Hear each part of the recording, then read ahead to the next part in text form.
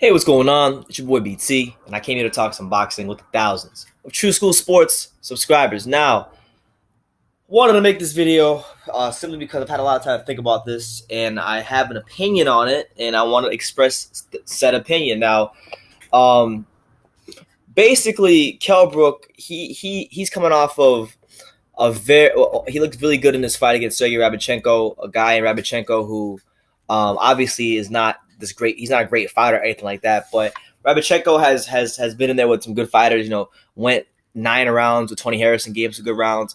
Had a really close fight with Anthony Mundine, and damn near worked his way into becoming Floyd Mayweather's mandatory, which is something that I learned in the build up to that fight. So with that being said, man, he wasn't a bum, but he wasn't a world-class fighter. He was just a solid guy, the kind of fighter you'd want to fight in your first fight. So after Kell Brook won, a lot of people started throwing out the possibility of Kell Brook versus WBC champion Jermell Charlo because was a possibility, with Rabchenko being the number 5 ranked, Kell Brook beating him would clearly get him up in the rankings. And now that he's a WBC silver champion, that fight becomes more makeable. Jermell did call out Kell Brook saying that if he stops this guy within 6 rounds, then he would like to fight him in June. So he did that, and now that the people are talking about, what would basically happen if these two fought, right?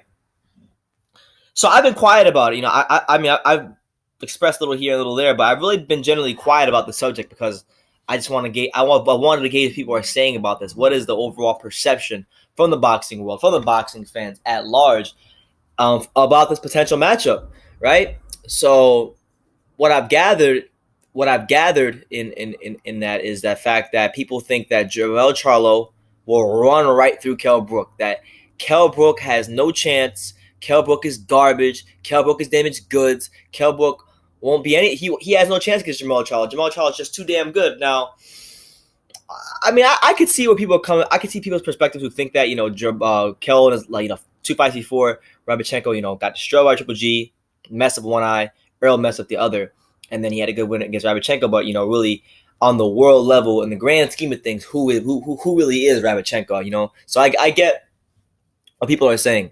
But at the same time, you got to look at the styles. You got to objectively, you got to look at, what both fighters are bringing to the ring, what kind of ring experience they're bringing into that ring. And, when we talk about Jermell Charlo, right, I don't want to hate on the guy. These are just facts, right?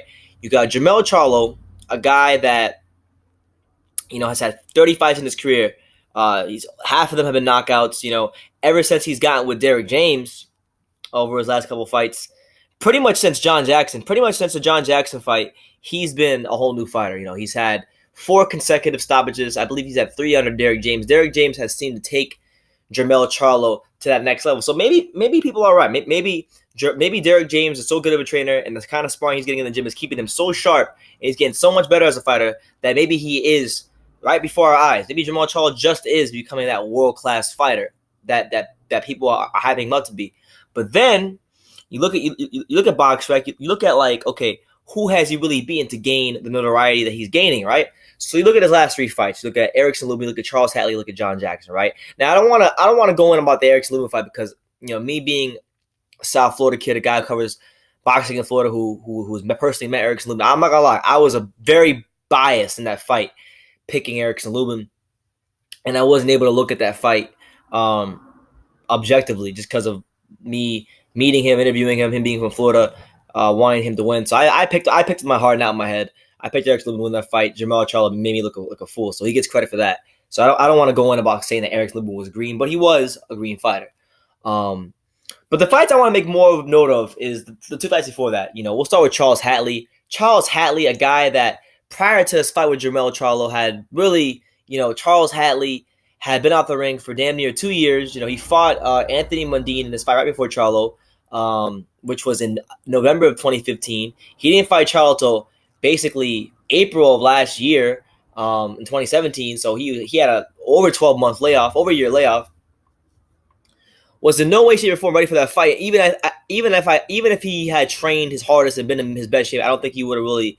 I think he would have had a hard time beating Charlo. I mean, this is the same. This is the same Charles Hatley that years prior, the same Charles Hatley that he got stopped by Leonardo Tyner. Got stopped by Leonardo Tyner in his own home. Well, was it in his hometown? Yeah, in his own hometown. He got stopped by Leonardo Tyner in his own hometown, right?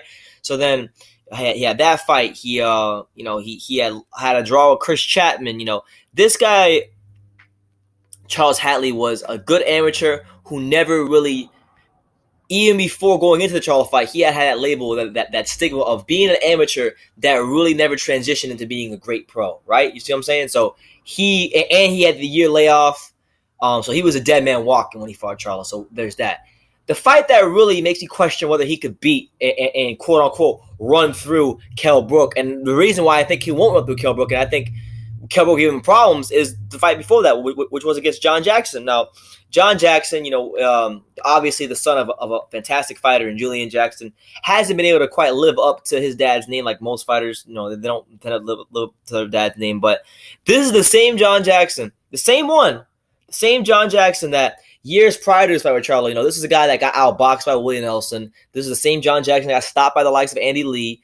And this is the same John Jackson that, coming off that loss to Andy Lee in 2014, he had fought, two no-hopers, all right? Two no-hopers with combined 22 losses who weren't world-rated going into the Charlo fight, right? Then he fights Charlo coming off of a damn near year layoff? And I'm not gonna lie, he did the very opposite of what people thought he would do. He in that fight early on, he looked really, really good. Looked real strong. Looked like he was the goods in that fight. Outboxing him, switching southpaw, showing him different looks. Overall, just fighting an intelligent fight for the first 5-6 rounds. Then as that fight wore on, I think that's the fight where even where I could look at Charlo's weaknesses, I can also see his strengths. His strengths as far as, okay, this guy's outboxing me. He's hit me with some good shots, but he persevered through it. He showed good character. He showed the ability to finish, and I gotta give him credit that he's shown the ability in his last couple fights to be able to finish guys, and I think that's what's going for him well as a fighter. But at the same time, he got outboxed. He was getting outboxed thoroughly in the first half of the fight. He was getting outboxed thoroughly by a guy that does have a reputation for being a pure boxer like that. So when you take these things into account, when you take into account, when objectively speaking, Jermell Charlo has made a great career off of beating prospects and inactive guys. I don't hate on the guy, but that's just the reality, right? His best wins, all of them, have been against prospects and guys who have been inactive. So we need to get that established. That's not to take away the fact that maybe Derek James hasn't taken his career to another level, because I think Derek James is a fantastic trainer. I've definitely seen improvements in his finishing ability under Derek James.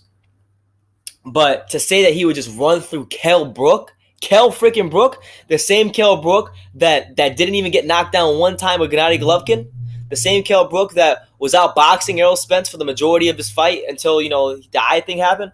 So what I'm saying is, I'm not gonna sit here and make any bold proclamation that Kell Brook is back, or he's a kingpin at 154, or that he's taking over the division. But what I do want to say to you guys out there who are just out here riding off Kell Brook is simply that with Kell Brook, he's fought much better fighters than Jermell Charlo. Let's just put it out there straight away like that. He's fought much better fighters than Jermell Charlo. And I'm not even just talking about Gennady Golovkin and Errol Spence. I'm not even talking about Sean Porter. Sean Porter at the world level is proven, tried, true, and proven at the world level. And you saw what Kell Brook did to him years ago. So what I'm saying is this. Inside that body of Kell Brook, inside those hands of Kell Brook, there is still a very, very skilled fighter. And if you go and you watch a John Jackson fight, and you can be objective about it, man, John Jackson was showing him different looks. He was switching southpaw. He was counterpunching him. He was showing him different looks. Kell Brook can do a lot of the things John Jackson was doing in those first 6 rounds to a much higher degree. So why when you look at this objectively, why would you just think that Kell Brook's to get ran through? I understand the eye surgery, the eye stuff, so you got to see the eyes tested. But I mean, this is the same Jermell Charlo that, if you can go back years ago, right? If you can go back years ago, and I don't want to bring up old fights that really aren't the most relevant, but if you can go back years ago to when he fought, what's the guy's name? He fought the guy, Yeah, if you can go back years ago, right? When he fought on the undercard of Lucas Matisse versus Mike Dallas Jr., he fought Harry Joe Yorgi, right? Remember that? This guy, he fought Harry Joe Yorgi, who was an overmatched opponent, probably a little bit too game for his own good. But Charlo had a hard time finishing that guy off, all right? And it's the same Jermell Charlo. And I understand he's grown as a fighter since, and he's not the same fighter he was in 2013. You don't.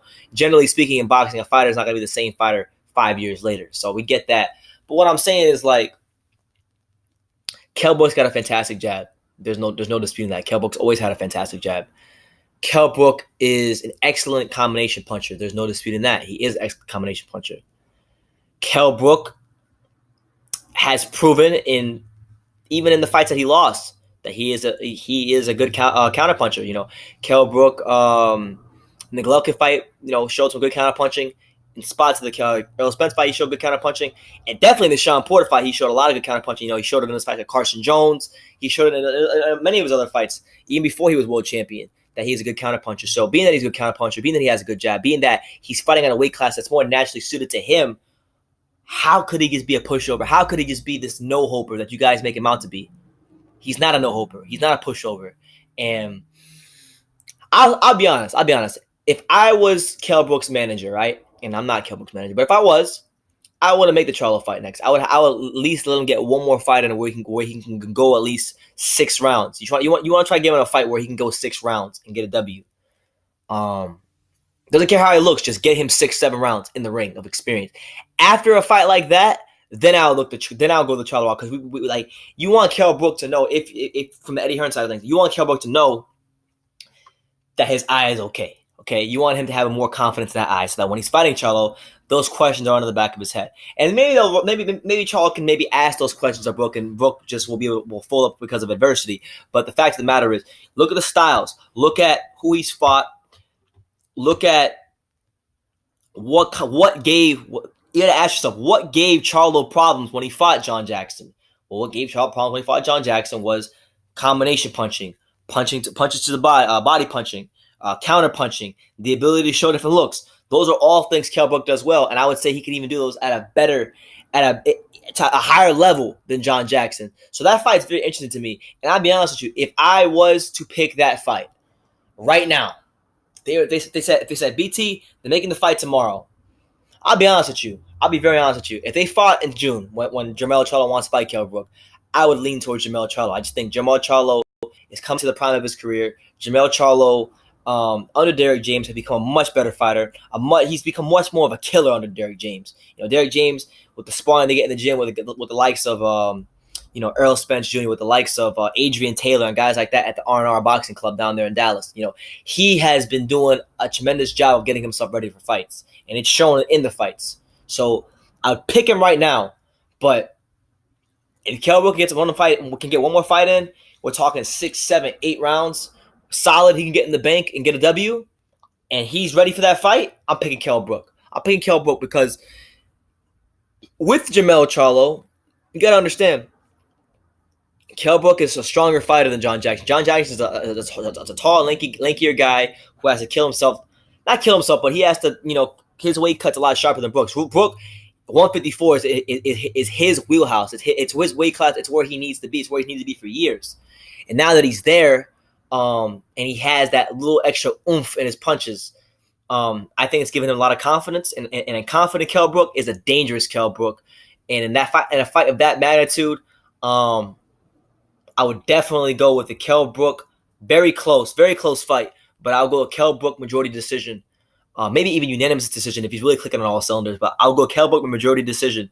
I just think he's a better fighter than Jermell Charlo. That's not a knock on Charlo. I just think he's a better fighter. But Charlo improved me wrong time after time again. Both of them. It's not just Jermell, but Jamal as well. They improved me time and time wrong again. So maybe I've been made to look like a fool again. But he just, I really don't rate Jermell Charlo as high. I rate Jermall pretty highly. Jermall I rate highly. I think he's the more skilled fighter of the two.